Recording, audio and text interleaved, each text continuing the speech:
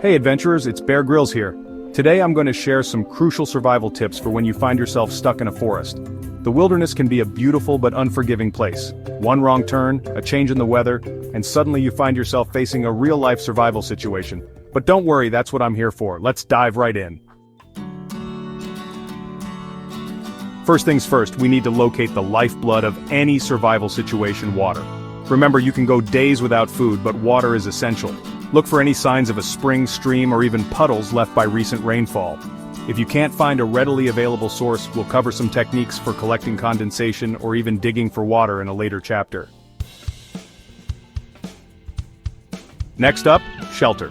Exposure to the elements, especially cold and wet conditions, can sap your energy and put you at risk for hypothermia. Look for natural shelters like rock overhangs or fallen trees that can provide some cover. If you need to build a shelter, gather branches, leaves, and debris to create a basic lean-to or debris hut. Remember, the thicker and denser, the better protection from the elements. Fire is your best friend in a survival situation. It provides warmth, a way to cook food, and can signal for help. Gather dry tinder, kindling, and larger pieces of wood.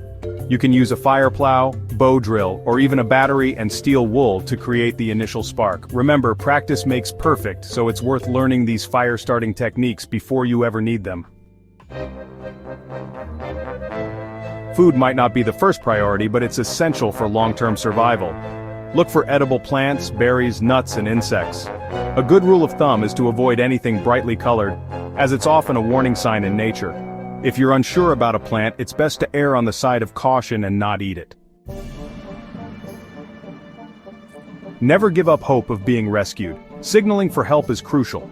Use a mirror to reflect sunlight, create a smoky fire with green branches, or build a large X or SOS signal on the ground using rocks or branches. Make sure your signal is visible from the air and stands out from the surroundings.